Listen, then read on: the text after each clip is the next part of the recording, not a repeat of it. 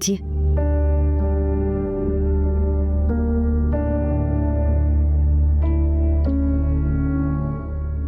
क्या बात है, बहुत खुश नजर आ रही हो। अंबर आई हुई है ना, इसलिए।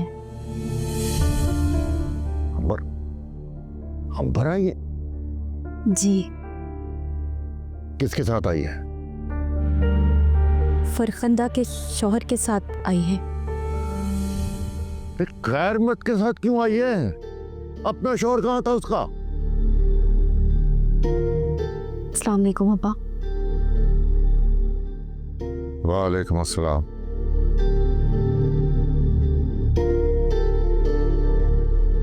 अब्बा, आप ठीक हैं? फिलहाल तो तुम्हारी शादी पे जो कर्ज लिया था उसके बोझ तले दबाऊं। बेटी से तो ऐसे बात ना करें ना।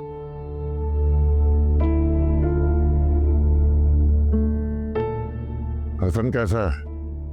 जी, वो ठीक है। ये सास से पूछ कर आई हो या जिद की थी?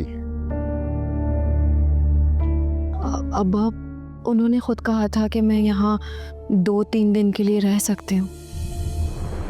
2-3 दिन? भाई इसकी क्या जरूरत है? भाई माँ से मिलना था, मिल चुकी, अब जाओ घर अपने वापस। लेकिन